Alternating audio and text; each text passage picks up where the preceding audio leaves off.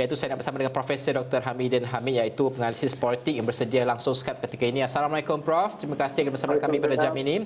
Okey, Prof juga pergi ke Kota Kinabalu melihat dan juga mendengar sentimen, mengumpul sentimen akar umbi ini untuk dianalisa dan juga kita melihat kepada bagaimana corak pengundian dan sebagainya. Setakat jam ini 54% keluar mengundi. Kalau kita melihat berbanding dengan sebelum ini, memanglah kini adalah kelaziman baru dan sebagainya. Adakah ini boleh kita sifatkan angka yang rendah di sebalik kelaziman baru, dan bagaimana untuk kita cantumkan dengan segala sentimen, aspirasi, kempen yang digerakkan, adakah ini dicerminkan kepada orang ramai keluar mengundi? Terima kasih Najib. Dan kita melihat sehingga pukul lebih kurang 54% ini sebenarnya masih lagi dalam jangkaan kami.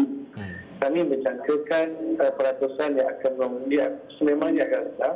Pertamanya kerana kita semua sedia maklum, kita berada di bawah pandemik COVID, itu yang pertamanya. Keduanya, kita juga melihat kerana COVID tidak berlakunya pengundi-pengundi luar yang pulang. Begitu juga penyeberangan Cross Sepadan di antara Sabah dan Sarawak. Jadi ini semua akan kita lihat mempengaruhi kadar peratusan yang akan pulang mengundi. Jadi kita menjangkakan sememangnya tidak tinggi dalam konteks pilihan raya negeri ini. Kita tidak menjangkakan dia akan melepasi 70% yang akan pulang mengundi. Tapi saya pada masa yang sama merasakan sekiranya pengundi keluar melebihi 65%. Ia merupakan satu kejayaan dalam konteks suasana ketika ini dari segi keselamatan, dari segi kesihatan yang dihadapi, terutamanya di Sabah.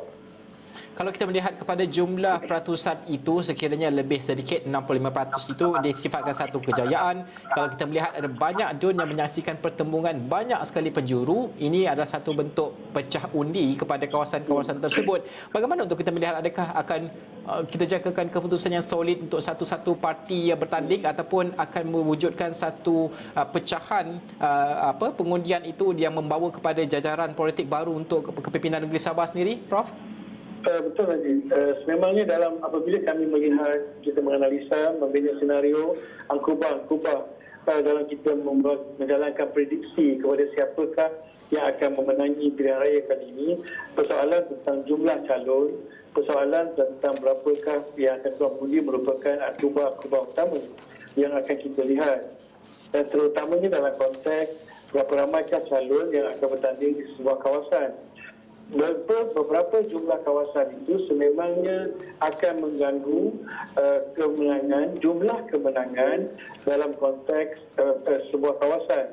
Contohnya, jika kita ambil Dun Bengkokar yang mempunyai 11 orang calon yang menawarkan diri, merupakan salah satu kawasan yang paling sukar untuk diramal. Mengapa? Kerana seperti yang Najib katakan tadi, kerana kita mengetahui setiap calon itu mempunyai kekuatannya sendiri walaupun mereka merupakan calon bebas. Oleh itu, kita menjangkakan akan berlaku persaingan yang amat kuat untuk mendapatkan setiap undi. Dengan kadar peratusan orang undi yang menjadi semakin rendah, maka persentase untuk seorang calon memenangi kawasan itu dengan jumlah margin yang lebih besar itu menjadi lebih sukar. Jadi margin kemenangan akan menjadi lebih nipis. Ini akan menjadikan persaingan menjadi lebih sengit. Jadi dalam konteks itu kita menjangkakan lebih banyak sekiranya peratusan yang keluar itu rendah, kita akan menjangkakan lebih banyak keputusan yang akan mengejutkan berlaku. Mengapa? Kerana threshold untuk memenangi sesebuah kawasan itu akan menjadi lebih rendah. Dan ini ditambah pula dengan berapa ramai jumlah calon yang menawarkan diri. Ini akan menjadikan undi terpecah daripada dimiliki oleh satu atau dua, tiga orang calon sahaja. Jadi ini yang sebenarnya menjadikan mengapa pilihan raya kecil negeri Sabah kali ini sangat unik, terutamanya dalam konteks sejarah pilihan raya. Dan Prof, keunikan itu kita bawa pula kalau kita melihat secara dasarnya ataupun secara jelasnya kita lihat kepada Warisan Plus, Barisan Nasional dan juga Perikatan Nasional khususnya. Tetapi banyak juga antara parti-parti lain, kita tidak boleh melupakan Parti Cinta Sabah PCS yang bertanding di keseluruhan 73 DUN. Tetapi selepas mungkin jangkaan kita melihat kepada keputusan ini, mungkin ada perkara-perkara yang kalau kita melihat kepada 2/3 ataupun 2/3 kemenangan itu, ia tak ada jadi masalah lah. Tetapi kalau ada kekurangan dan juga mungkin hanging di mana-mana ataupun memerlukan sokongan daripada parti-parti bukan utama ini, bagaimana, apa yang Prof boleh katakan dan boleh jangkakan? Okey, terima kasih. Kalau kita lihat di sini yang menariknya kemunculan apa bagi kami di Ilham menyatakan sebagai kumpulan parti-parti tempatan ataupun parti-parti kecil ini muncul seperti cendawan tumbuh pada pilihan raya kecil kali ini. Malahan ia melibatkan bukan sahaja parti-parti baru seperti Parti Cinta Sabah, tetapi juga parti-parti lama yang boleh dikatakan telah lama hilang daripada radar politik Sabah, tiba-tiba muncul. Parti USNO contohnya diketahui oleh Pandika Amin muncul semula. Parti LDP muncul semula. Kita melihat dua parti yang pernah menjadi parti besar. Jadi dalam konteks ini, parti kecil ini bukan sahaja boleh mengganggu, kita mengatakan, margin kemenangan ataupun undi di peringkat sebuah DUN. Tetapi sekiranya sesebuah parti kecil ini boleh memenangi sebuah kawasan, mereka juga boleh menjadi kingmaker. Mereka yang boleh menentukan siapakah yang boleh membentuk sebuah kerajaan. Sememangnya dalam jangkaan kami tidak banyak kursi yang boleh dimenangi oleh parti-parti tempatan ini. Tetapi sekiranya ia digabungkan dengan parti-parti tempatan lain yang menyertai gagasan rakyat Sabah, contohnya Parti Star, itu akan membina satu blok undi yang sangat besar dalam kawasan Dewan Undangan Negeri. Jadi sememangnya dari segi undi, ia memberikan satu mungkin yang kita lihat kerencaman kepada siapa untuk dipilih. Tapi pada masa yang sama, dalam pembentukan kerajaan, mereka ini tidak boleh diasingkan, dipinggirkan, kerana mereka mungkin boleh menentukan pihak mana yang boleh memegang kerajaan pada masa selepas malam ini. Dan juga Ilham Center sebelum ini ada menggariskan ataupun ada menyatakan bahawa dominasi calon itu lebih besar daripada parti ataupun identiti parti politik itu sendiri. Tapi bagaimana Prof melihat kepada sentimen dan juga perkara ini dapat mempengaruhi keseluruhan mungkin pengundian dan juga penjumlahan nanti yang dapat kita lihat dan juga saksikan malam nanti? Okey. Terima kasih. Kalau kita lihat mengapa kami meletakkan calon sebagai ataupun personaliti sebagai satu akhubah utama dalam pilihan raya kecil yang di Sabah ini, kerana hasil serapan lapangan kami melihat dan data yang dikumpul, kebanyakan responden yang ditemu melalui survey, melalui focus group memberikan pendapat bahawa mereka lebih rapat pendirian mereka terhadap calon. Mereka lebih memikirkan siapakah calon, personality calon dan apakah yang boleh ditawarkan oleh calon tersebut. Dan yang lebih penting lagi, kami juga masukkan dalam konsep personality ini ialah dalam konsep jalinan besar keluarga. Bermakna calon itu dilihat bukan sahaja dari segi peribadi, tetapi daripada mana keluarga beliau dan kekuatan keluarga beliau pada masa yang sama. Jadi ini menjadikan ianya sangat menarik. Bukan kita menafikan kepentingan parti dalam konteks ini, tetapi apa yang kami nyatakan bahawa pengundi lebih memilih calon jika dibandingkan dengan parti. Sebab itu jika kita lihat di Sabah dari sudut sejarahnya, kita melihat ramai nama-nama besar dalam politik Sabah ini yang bertukar parti, macam bertukar baju. Tetapi rakyat masih memilih mereka tanpa mengira daripada parti mana mereka bertanding. Jadi oleh itu kita melihat ia merupakan satu norma yang menjadi kebiasaan dalam politik di Sabah, bahawa personality itu mengatasi kepentingan parti. Jadi jajaran, sebab itu saya katakan sebelum ini bahawa jajaran parti-parti politik ini selalunya akan mengambil kira kepentingan personality. Maknanya kepentingan personality diambil kira dalam membentuk kerjasama politik di Sabah dari segi kerjasama politik kepartian. Jadi ini menarik. Mengapa? Kerana ia juga berkait dengan konteks etnik dan ia juga berkait dengan konteks kawasan.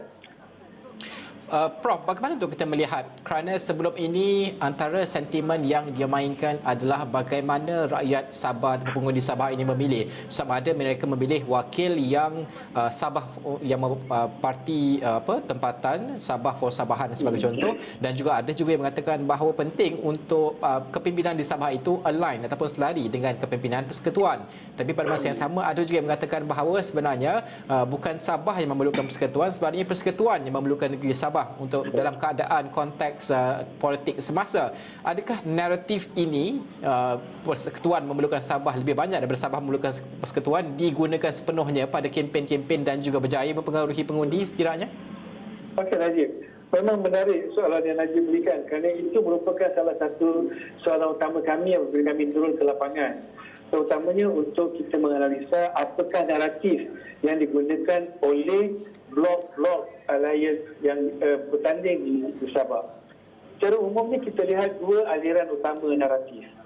Naratif pertama ialah naratif bahawa Sabah lebih baik sejajar dengan kerajaan persekutuan. Naratif ini dibawa oleh Barisan Nasional dan Perikatan Nasional ataupun GRS. Sebab itu kita lihat kalau dari segi kempen bagaimana GRS terutamanya Perikatan Nasional menggunakan gambar Tan Sri Muhyiddin sebagai wakil utama, gambar utama mereka dalam kempen di Sabah. Ini menunjukkan bahawa naratif itu diterbitkan melalui itu. Tapi pada masa yang sama terdapat kelemahan dalam naratif ini di kalangan parti-parti komponen GRS sendiri. Ada parti komponen GRS sendiri yang tidak, malahan bertentangan naratif mereka dengan apa yang dikehendaki oleh Sabah selari dengan persekutuan. Parti seperti PBS, parti seperti STAR lebih menjurus kepada naratif yang kedua. Jadi di sini berlakunya kecelaruan dalam konteks pembinaan naratif di kalangan parti-parti GRS dan Barisan Nasional. Pada masa yang sama juga, poster boy yang digunakan dalam konteks GRS ialah Tan Sri Muhyiddin. Ini juga dengan slogannya Abah Kita. Tapi malangnya apabila kami turun ke bawah melakukan soal jawab, kita dapati bahawa terma Abah itu tidak digunakan di Sabah. Jadi dalam mewakili orang yang dihormati. Jadi berlakunya ketidakseimbangan, mismatch dengan apa yang dikehendaki oleh GRS dalam konteks penyampaian naratif dengan apa yang dikehendaki oleh rakyat di bawah. Menarik untuk naratif kedua ialah yang dikatakan Sabahan for Sabah. Okey, ini yang dilakukan oleh Warisan Plus. Okey, yang dilakukan oleh Warisan Plus dan terutamanya dengan satu muka yang dilihat membawa mesej ini iaitu Datuk Seri Syafni Apdal. Sebab itu bagi kami di Ilham, kami menyatakan bahawa pertembungan lebih dalam dua bentuk ikon ini. Ikon poster Tan Sri Muhyiddin Yassin dan juga ikon Datuk Seri Syafni Apdal. Jadi ini merupakan dua wajah yang diletakkan bertentangan, bersaing di Sabah dalam pilihan raya kecil itu. Tapi bagi Sabah persabahan itu dilihat ia lebih disambut di peringkat bawah. Yeah. Soalan yang lebih ditanyakan di peringkat pengundi ialah bagaimana ia nak diimplementasikan. Itu persoalan yang lebih detail dipersoalkan. Tapi rata-rata kita melihat bahawa ia diterima. Mengapa? Kalau kita lihat ia bukan saja satu naratif yang digunakan pakai di Sabah, tapi juga satu naratif yang diguna pakai boleh dikatakan di kawasan Sarawak pada masa yang sama. Jadi ia merupakan bukan satu naratif yang berasingan, okey, yang diguna pakai. Jadi kita melihat bahawa berlakunya pertembungan ini untuk melihat siapakah yang mempunyai kata kunci yang besar dalam menentukan hala tuju pentadbiran, hala tuju politik Sabah pada masa yang akan datang. Bagaimana untuk kita melihat pertembungan antara dua figura penting ini, Datuk Seri Muhammad Syafiee Apdal dan juga Tan Sri Muhyiddin Yassin ini? Sudah pasti kita melihat kepada aura siapa yang lebih menonjol untuk menarik minat pengundi itu sendiri. Kelebihan sudah pasti memihak kepada Datuk Seri Syafiee Apdal selaku Ketua Menteri sebelum ini.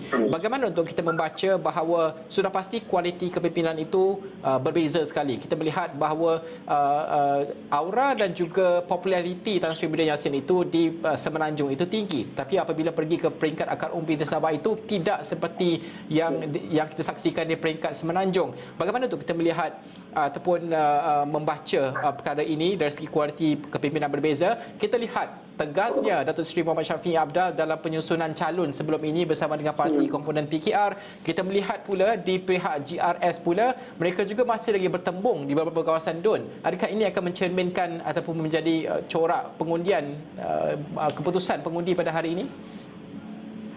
Kami menjangkakan ia.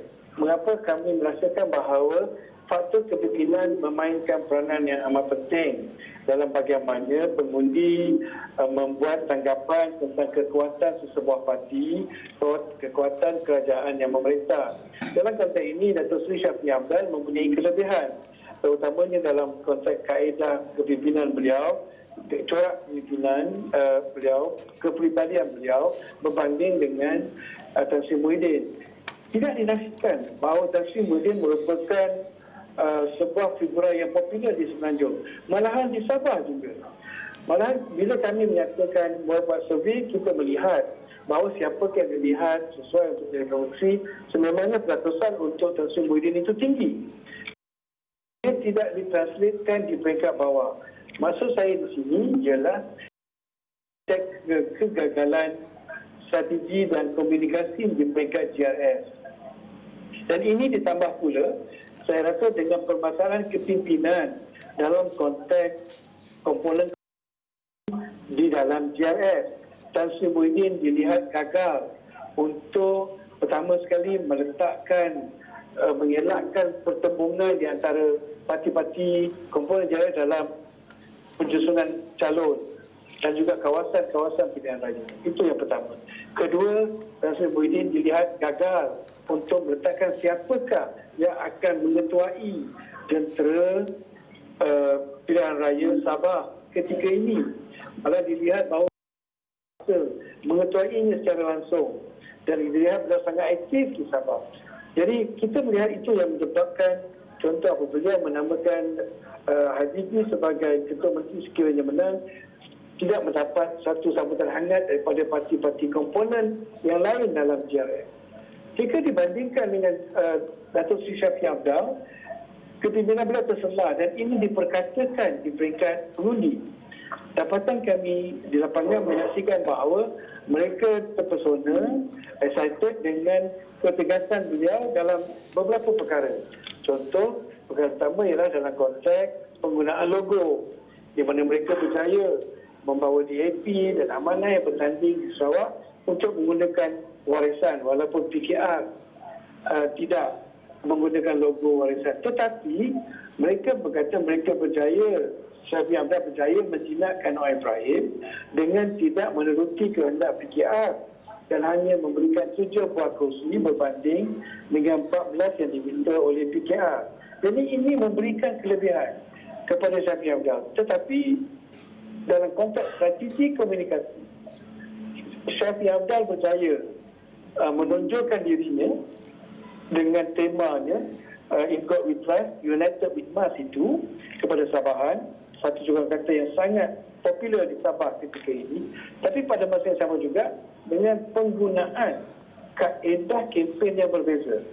Sekiranya untuk anak muda, kawasan bandar dan sebagainya, penggunaan sosial media, terutamanya video yang diviralkan melalui aplikasi WhatsApp dan sebagainya, ucapan-ucapan beliau sangat memberi kesan.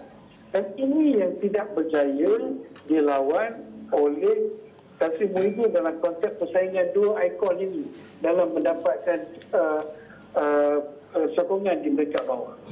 Prof, kita telah pun bercakap berkaitan dengan dua ikon yang dominan antara Datuk Seri Shafie Apdal dan juga Tan Sri Muhyiddin Yassin, dan kita telah pun bercakap dua gabungan parti yang cukup dominan juga di antara Perikatan Nasional, Barisan Nasional dan juga mungkin Warisan Plus.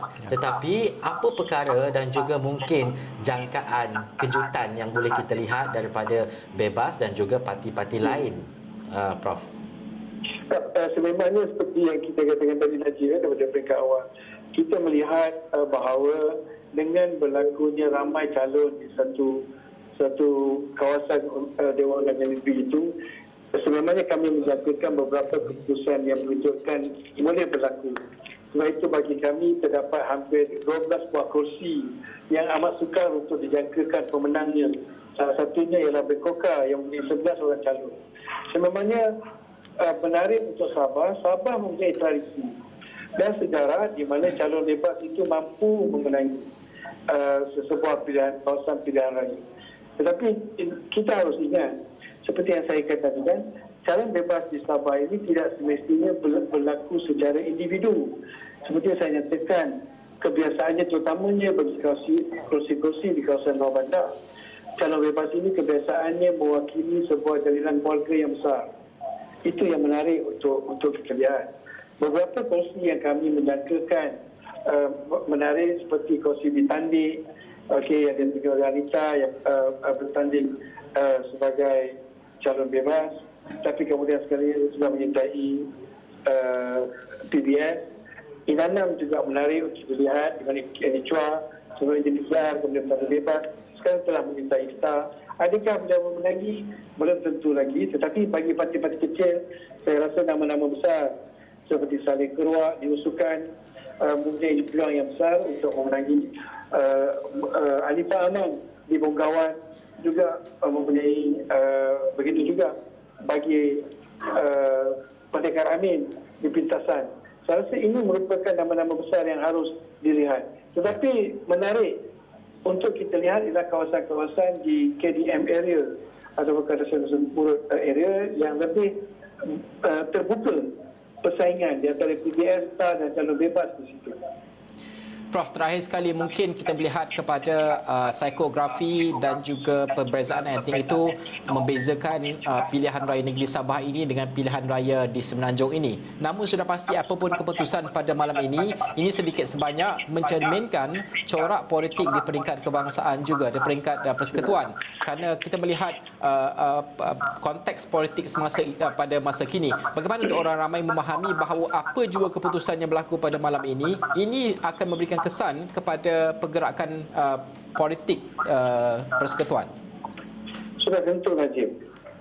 Saya kira pertama sekali pilihan raya kecil negeri Sabah ini merupakan satu acid test kepada Tan Sri Muhyiddin, Kerajaan Perikatan Nasional. Itu yang pertama. Di mana ia akan mengukur sejauh mana keberkesanan, kestabilan Kerajaan Perikatan Nasional di peringkat pusat. Keduanya, ia akan mengukur penjajaran baru yang dibina oleh Kerajaan Perikatan Nasional, terutamanya dalam konteks kerjasama dengan Barisan Nasional. Itu dua perkara yang kita lihat secara langsung akan memberi impak. Kalau menang di Sabah, akan memberi kesan kepada penjajaran ini. Dan kalau kita lihat, jajaran ini sudah mula bergolak dalam konteks di nasional dengan apa yang berlaku disorotkan oleh Datuk Seri Anwar Ibrahim beberapa hari yang lalu. Dan sejauh mana kemenangan atau kekalahan di Sabah ini akan juga dipakai oleh Tan Sri Muhyiddin, kita akan lihat. Tetapi saya merasakan bahawa sekiranya keputusan di Sabah ini tidak memihak kepada GRS dan Perikatan Nasional, saya rasa Tan Sri Muhyiddin akan berdepan dengan tekanan yang lebih besar, terutamanya daripada UMNO. Dan sekiranya UMNO tidak berjaya mendapatkan kursi seperti mana yang mereka mahukan di Sabah, ini akan menjadikan UMNO menjadi lebih vokal terhadap kepimpinan Perikatan Nasional. menunjukkan bahawa alliance mereka di Sabah itu tidak membuahkan sebarang hasil, tidak memberikan sebarang kelebihan kepada UMNO sebagai parti politik yang bertanding di Sabah. Maknanya mereka tidak mempunyai positif plus kepada kerjasama yang diberikan kepada Perikatan Nasional. Ya. Bagi PH pula, saya melihat warisan ini pilihan raya negeri kecil ini merupakan sebagai satu kubu yang mereka mesti pertahankan. Saya melihat jatuh bangun PH ketika ini bergantung kepada kejayaan Datuk Seri Syafiee Apdal di Sabah. Sekiranya Sabah berjaya dipertahankan dan sekiranya juga ia berjaya dipertahankan dan mendapat lebih banyak majoriti, saya rasa satu serangan balas akan dilakukan oleh PH terhadap Putrajaya. Ini akan memberikan suasana dinamika politik nasional itu menjadi amat penting. Sudah tentu ya, jika kita lihat persaingan dalam PH yang menentukan siapakah menguasai PH di antara Datuk Seri Anwar Ibrahim dan Datuk Seri Syafiee Apdal masih lagi terbuka, kerana kita sedia maklum apa yang dikatakan oleh Datuk Seri Anwar Ibrahim beberapa hari yang lalu masih lagi belum berjaya dibuktikan tentang beliau mempunyai jumlah yang mencukupi untuk membentuk kerajaan. Jadi ini memberikan segala kemungkinan segala mungkin lagi untuk memberi ruang kepada Datuk Seri Syafiee Apdal untuk menyertai PH seperti yang ditawarkan oleh parti-parti komponen. Ya. Jadi di sini saya melihat penjajaran baru saya jangkakan akan berlaku hasil daripada pilihan raya kecil negeri Sabah. Ya. Okey, Prof, terima kasih Prof kerana mengulas tentang perkara itu penting. Inilah terjemahannya. Pilihan raya negeri Sabah mencerminkan keadaan semasa politik di peringkat persekutuan itu, dan itu apa dikatakan oleh Prof sendiri, jangkaannya akan wujud penjajaran baru apapun hasil keputusan pada malam ini di peringkat negeri Sabah ini, bagaimana ia dicerminkan di peringkat persekutuan.